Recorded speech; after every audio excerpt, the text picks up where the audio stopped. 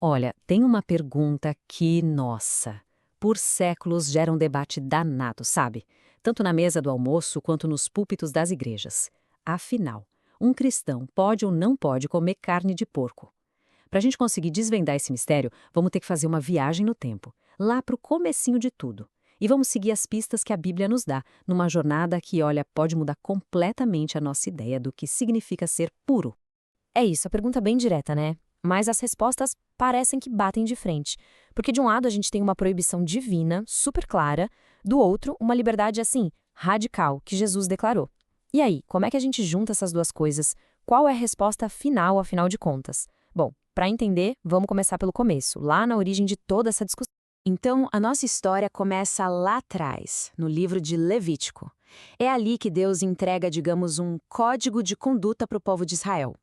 E é importante entender uma coisa: essas leis sobre comida não eram sobre, sei lá, nutrição ou saúde. Elas eram, na verdade, como um uniforme espiritual. Sabe, era algo que diferenciava Israel dos outros povos, das nações vizinhas. Era um jeito de lembrar todo santo dia da aliança que eles tinham com Deus. E para a gente entender essa lei direitinho, a gente precisa decifrar uma palavrinha-chave: impuro. No hebraico original, a palavra é tamê. E olha só que interessante. Ela não significava sujo ou nojento como a gente pensa hoje. Tamê queria dizer algo tipo ritualisticamente inadequado. Era algo que criava uma barreira, mas uma barreira temporária, entre a pessoa e a presença sagrada de Deus. Essa diferença, gente, é super importante. Então, a regra para saber se um animal terrestre podia ser comido era como um checklist de Deus, bem simples, com só 2 itens. Primeiro, o animal tinha que ter o casco fendido, sabe, a patinha dividida em duas. E segundo, ele precisava ruminar, ou seja, remoer o alimento. E a regra era claríssima. Para ser considerado puro, o bicho tinha que dar check nos 2 itens. Se faltasse um, já era, não podia. E é exatamente aqui que o porco entra na história e vira o exemplo mais famoso de todos. Ele é quase uma pegadinha teológica, sabe por quê? Porque se você olhar por fora, ele passa no primeiro teste. Ele tem o casco dividido, tudo certinho, parece puro. Só que aí ele falha feio no segundo critério. Ele não rumina. E essa dualidade, né, de parecer certo por fora, mas ser inadequado por dentro, transformou o porco no símbolo perfeito dessa ideia. Aí, séculos se passam e a história dá uma virada, mas uma virada daquelas, tipo um terremoto. Chega Jesus e toda essa conversa sobre pureza é virada de cabeça para baixo. O foco, que antes estava no que a gente come, no estômago, agora vai direto para o coração. Lá no Evangelho de Marcos tem uma frase que, para os ouvidos daquela época, deve ter soado como um trovão de verdade. O texto diz com todas as letras que Jesus, com seu ensinamento, declarou puros todos os alimentos. Gente, isso não era só um ajuste na lei, não. Isso era um verdadeiro terremoto, abalando as bases de uma tradição de 1500 anos. E essa declaração aqui, nossa, ela redefine tudo. Jesus está apontando para uma verdade muito mais profunda. Ele diz que a impureza de verdade, aquela sujeira que separa a gente de Deus, não vem do que a gente come, ela brota de dentro do coração. Sabe, são as palavras ruins, a inveja, o orgulho. A santidade deixou de ser uma questão do que está no cardápio e passou a ser uma questão de caráter. Ok, mas vamos pensar. Uma coisa é Jesus falar isso. Outra, bem diferente, é os seguidores dele, que passaram a vida toda seguindo a lei ao pé da letra, começarem a viver essa nova realidade. Não era fácil. Por isso, a confirmação precisou vir de um jeito bem dramático, através de uma visão sobrenatural que o apóstolo Pedro teve. A cena é digna de filme, sério. Imagina, Pedro tá lá, com fome, orando num terraço. De repente, desce do céu um lençol gigante e dentro dele tem todo tipo de animal que ele aprendeu a vida inteira que era impuro. Aí uma voz manda: Pedro, levanta, mata e come. O choque dele deve ter sido enorme. Ele se recusa na hora. E aí vem a resposta de Deus. E não foi uma vez só, foram 3, para não deixar nenhuma dúvida. Não chame de impuro aquilo que Deus purificou. Mas essa visão era sobre muito mais do que o almoço do Pedro.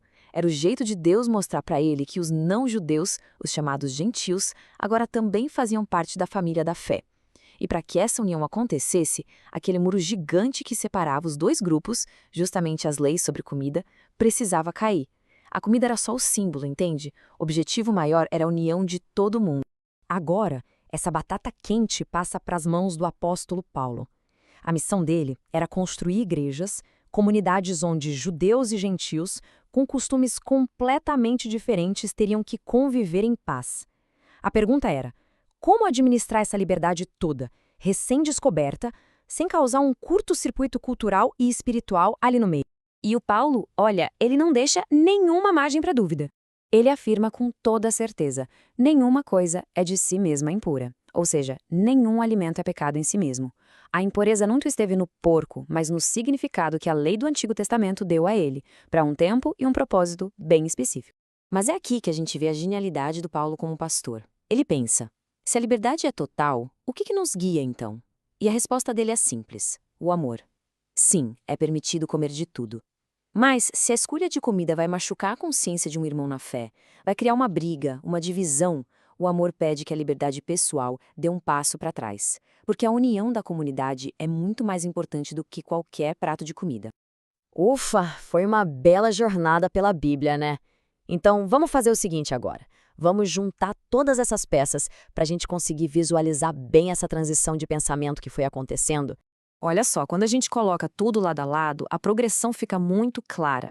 A história começa lá no Antigo Testamento, com uma proibição literal, um símbolo para separar o povo.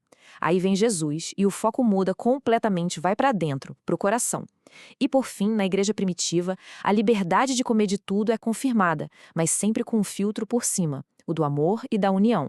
É uma evolução nítida, do físico para o relacional.